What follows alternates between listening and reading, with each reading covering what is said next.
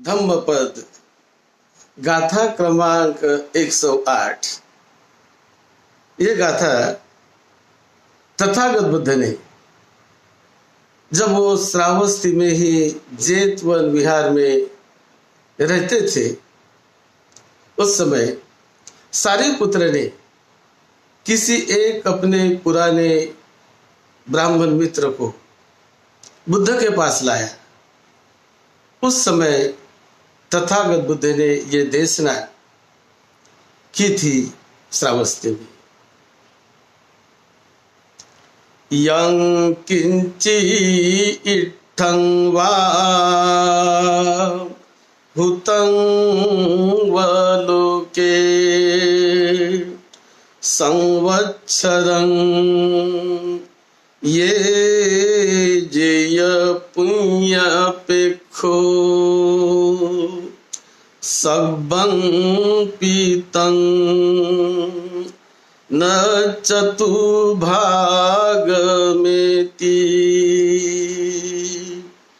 अभिवादना उज्जुगते सुसेयो।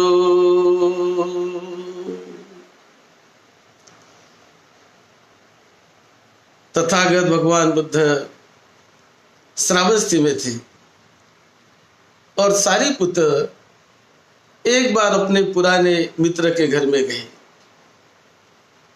और पुराने मित्र के घर में जाकर सारिपुत्र ने उसे प्रश्न पूछा कि क्या भाई आप कोई कुशल कार्य करते हो कि नहीं, कोई पुण्य कार्य भी करते हो? तो उन्होंने कहा कि हाँ, मैं तो पुण्य कार्य करता हूं, कुशल कार्य करता हूं। अब ये सारिपुत्र के जो मित्र मंडली थी, पहली पुरानी मित्र मंडली, वो तो अपने पुराने रीति रिवाजों में कई आचार्यों के संपर्क में आकर चलने वाले थे। कुछ मक्खली गोसाल, संजय बेलट्टी पुत्र आदि कई गुरु थे उस समय। तो एक समय ये भी तो सारिपुत्र संजय बेलट्टी पुत्र के पास ये रहते थे, बहुत समय उसने बिताया। उनके जीवनी पर भी हम बताएंगे बाद में। तो ये सारिपुत्र सारे छोड़कर बुद्ध के पास आए और बड़ी अपनी धन संपदा छोड़कर,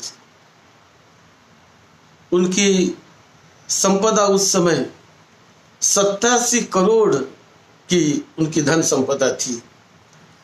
उन दिनों के 2600 साल पहले के 87,000 करोड़ आज तो लाखों लाखों करोड़ हो गए। इतनी बड़ी उनकी प्रॉपर्टी थी। लेकिन सारिपुत्र वो ज्ञान की खोज में थी, मुक्ति की खोज में थी, निर्वाण की खोज में थी। और ये धन संपदा मुक्ति से बड़ी नहीं हो सकती।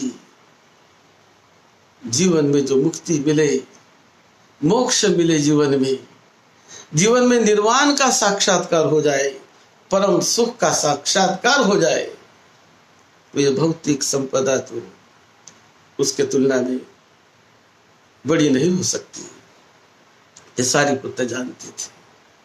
और जब उसको अनुभूति आई तो वो दौड़े भागे चले गए बुद्ध के पास, मिले बुद्ध को, अपने साथ अपने मित्र मुगल लायन को भी ले गए।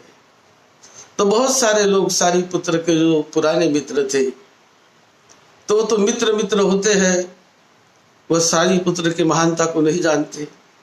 और मित्र होने के नाते, वो क्लासमेट होने के नाते, वर्ग मित्र होने के नाते, वो उनका अलग रिश्ता होता है। तो सारिपुत्र को वो तो ऐसा ही समझते थे कि ये तो सामान्य हमारे जैसा आदमी है, हमारा ही मित्र है। तो सारिपुत्र कभी कभी अपने मित्र को डायरेक्ट नहीं बता पाते मित्रता की वजह से। लेकिन सारिपुत्र इतने ज्ञान में ऊंचे थे कि बुद्ध कहते हैं कि मेरे बाद यदि कोई सद्धम्म को ठीक से बताने वाला भिक्षु संघ में कोई हो, उच्च प्रज्ञा वाला हो, तीक्ष्ण प्रज्ञा वाला हो, तो वो है अरहत सारिपुत्र। इसलिए उन सारिपुत्र को उन्होंने बड़े ऊंचे पद पर रखा, धम्म सेनापति करके उन्हें नियुक्त किया। और इतनी विद्वत्ता, इतना ज्ञान सारिपुत्र के पास होने के बावजूद भी वो बड़े विनम्र थे। सारिपुत्र से भी बड़े लोग थे कुछ संघ में, कि जिन्होंने सारिपुत्र के पहले ही भिक्षु जीवन अपनाया था, प्रवज्जित हुए थे, भिक्षु बने थे। ऐसे पहले भी लोग थे, लेकिन सारिपुत्र बाद में आए। वो बाद में आने के बावजूद भी उनके ज्ञान की वजह से, उनके प्रज्ञा की वजह से, उनके पूर्व जन्मों का जो ज्ञान और पारमिता उनके साथ से, उसकी वजह से बुद्ध ने उनको बहुत बड़े पद पर नियुक्त किया। और जिससे सारिपुत्र को यह मार्ग मिला वो अस्सजी, वो तो बहुत उम्र में भी छोटे थे, लेकिन अस्सजी वैसे दीक्षा में बड़े थे, क्योंकि वो तो पहले 5 पंचवर्गीय के साथ अस्सजी भिक्षु बने थे। तो सारिपुत्र इतना बड़ा होने के बावजूद भी अस्सजी को बड़ा सम्मान करते, अपने गुरु की तरह मानते, हमेशा उनको प्रणाम करते, उनका स्मरण करते कि इनकी वजह से मुझे मार्ग मिल गया। ये विनम्रता सारिपुत्र में थी। तो सारिपुत्र वो कभी कभी स्वयं नहीं बताते अपने वर्ग मित्रों को, लेकिन वो उनको घर जाकर उनको मोटिवेट करने के लिए, क्योंकि धम्म वो है, स्वयं भी धम्म अच्छे मार्ग से चलो, स्वयं भी धम्म के मार्ग से चलो और दूसरों को भी लाओ, तो उसमें बड़ा पुण्य है, बड़ा मंगल होता है। तो सारिपुत्र कभी कभी इतना ज्ञान होने के बावजूद भी वो डायरेक्ट नहीं बताते, तो जाकर वो व्यक्ति को देखकर वो कभी कभी बुद्ध के पास उसको लेकर आते। तो एक बार ये अपने मित्र के यहाँ गए और मित्र के यहाँ जहाँ जाकर उसने कहा कि क्या भाई, तुम कोई कुशल काम भी करते हो कि नहीं, पुण्य काम भी करते हो क्या? हाँ करता हूं ना मैं पुण्य काम। क्या करते हो? मैं तो हवन करता हूं, यज्ञ करता हूं, और क्या करते हो? मैं दान भी देता हूं। तो काहे के लिए करते हो? मैं तो इसलिए करता हूं कि मुझे मृत्यु के बाद मैं देवता लोक में जन्म ले सकूं। मैं इसलिए करता हूं कि मृत्यु के बाद मैं किसी ब्रह्म लोक में जन्म ले सकूं। तो क्या यही मार्ग है? हाँ यही मार्ग है। किसने बताया तुम्हें ये मार्ग? हमारे आचार्यों ने बताया। तो वो कहने लगे मृत्यु के बाद ही क्यों, वर्तमान जीवन में भी तुम उस आनंद को, उस मुक्ति को पा सकते हो ना। यहां भी पाओ और वहां भी पाओ। तो क्या इसमें अच्छाई की बुरा है?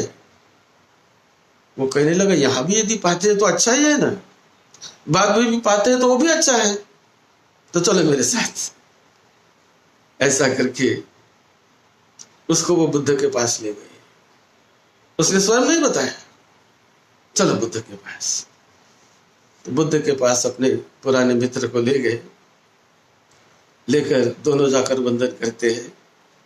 बुद्ध ने पूछा कैसे भाई, ठीक हो? कहाँ से है, कहाँ से आए हो? कहाँ फले फला जगह से आया हूं। क्या करते हो? तो अपना कुछ काम जो करता है, बिजनेस वगैरह, वो उसने बताया। और फिर कोई पुण्य करते हो? हाँ भाई, पुण्य करता हूं, मैं दान भी देता हूं और कभी हवन भी करता हूं।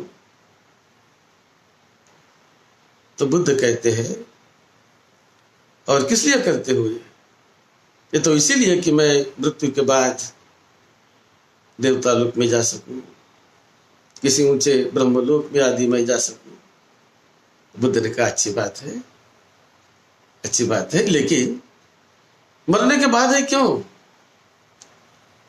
तुम जीते जी भी उस मुक्ति का साक्षात्कार कर सकते हो, और मृत्यु के बाद तो होगा ही, इसमें कौन रोकने वाला है। लेकिन जीते जी भी तो कर सकते हो, तो कौन सा मार्ग है? जीते जी मुक्ति का साक्षात्कार करने का मार्ग है आर्य अष्टांगिक मार्ग।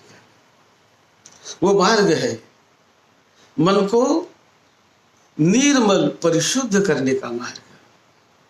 यदि मन के विकार, हम जीवित काल में अपने मन को क्रोध से मुक्त कर देते हैं, द्वेष से मुक्त कर देते हैं, भय से मुक्त कर देते हैं, डर से मुक्त कर देते हैं, ईर्ष्या से मुक्त कर देते हैं, अहंकार से मुक्त कर देते हैं, तो मन हल्का हो जाएगा ना, मन का भारीपन उतर जाएगा ना, मन को शांति मिलने लगेगी ना, मिलने लगेगी कि नहीं? हाँ, मिलने लगेगी, मन तो हल्का हो जाएगा। और ऐसे हल्के मन से जो सही रास्ते पर चलने वाले व्यक्ति को कोई दान देता है, सन्मार्ग पर चलने वाले व्यक्ति की पूजा करता है, वंदना करता है, तो ये पूजा ये बड़ी श्रेष्ठ होती है कि जो वर्तमान जीवन में भी हमें सुख शांति देती है और आगे के भावी जीवन में भी हमारा कल्याण करती है, हमारा मंगल करती है, हमें सुख शांति देने वाली होती है।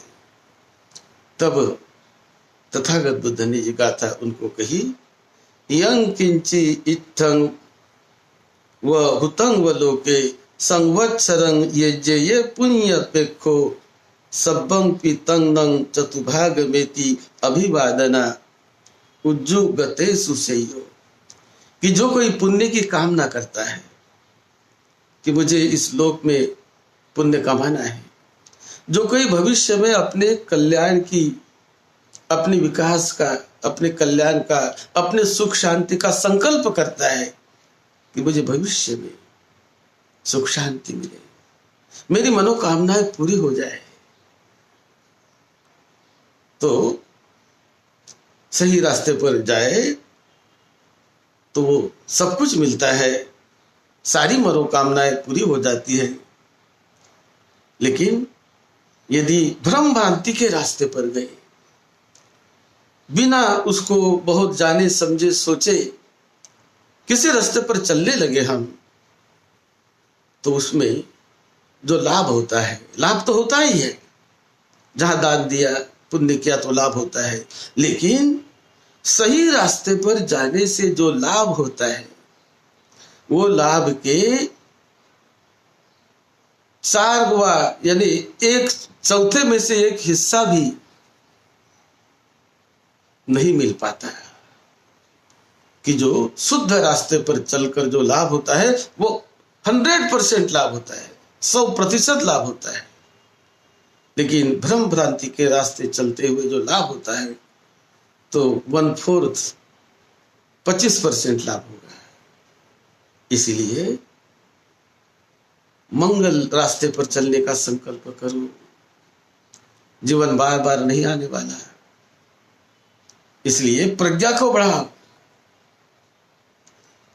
और शुद्ध सरल रास्ते पर चलने का प्रयास करो। जो सही में परिशुद्धि देता है हमें, उसका साक्षात्कार वर्तमान जीवन में ही करने वाले लोग हैं। मुक्ति का साक्षात्कार, निर्वाण का साक्षात्कार, अरहत्व का साक्षात्कार। ऐसा नहीं कि अरहत्व हमारे मृत्यु के बाद मिल जाएगा। ऐसा नहीं कि श्रोतापन्न सकृदागामी अनागामी अवस्था वो मृत्यु के बाद मिल जाएगी। मिलती भी है, लेकिन जीते जी भी यदि मिल गई तो कितना कितना कल्याण होगा, कितना मंगल होगा।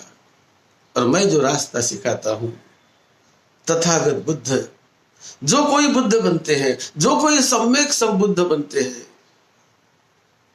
और सम्यक संबुद्ध जो रास्ता सिखाते हैं, वो बड़ा कल्याणकारी, आदि में कल्याणकारी, मध्य में कल्याणकारी, अंत में कल्याणकारी।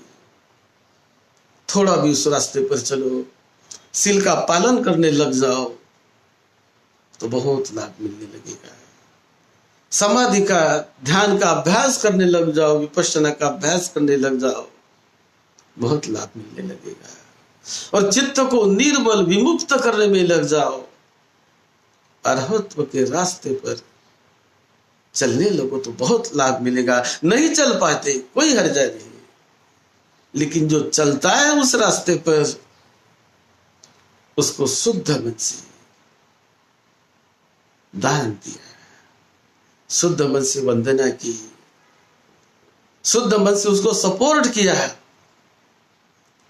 तो बहुत बड़ा पुण्य, 100% पुण्य के भागी बन सकते, अधिक से अधिक पुण्य के भागी बन सकते हैं।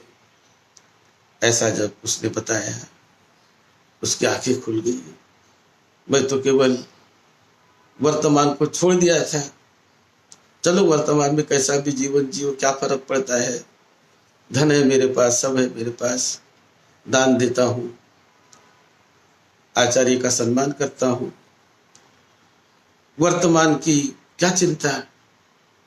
लेकिन मृत्यु के बाद मुझे देवता लोक में जन्म मिले,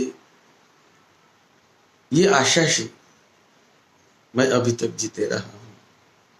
लेकिन बुद्ध बताते हैं कि हाँ भाई, मृत्यु के बाद तो मिलेगा ही, लेकिन वर्तमान को क्यों तुम नकारते हो? वर्तमान में भी खुशी से रहो ना, सुख से रहो, वर्तमान में भी मुक्ति से रहो, और भविष्य भी उज्जवल ही उज्जवल, वर्तमान में भी प्रकाश में रहो। क्यों वर्तमान में अंधकार में जाते हो? ये जब बुद्ध ने बताया, धन्य हुआ वो। अरे ये तो बात सही है, यहां भी प्रकाश, मुक्ति का प्रकाश, सद्धम्म का प्रकाश यहां भी, और सद्धम्म का प्रकाश इसके बाद भी, तो फायदा ही फायदा है। तो ये जब बात बुद्ध के द्वारा सुनी, बड़ा प्रसन्न चित्त हो गया, बड़ा धन्य हो गया। और सारिपुत्र ने उसको लाया, सारिपुत्र को भी धन्यवाद देने लगा। सद्धम्म का मार्ग बड़ा कल्याणकारी होता है, बड़ा मंगलकारी होता है। सद्धम्म के रास्ते चले, अपने जीवन को मंगलमय बनाइए, धन्य बनाइए। सद्धम्म की सेवा में, आपकी सेवा में डॉक्टर भदंत राहुल बोधी महाथिर।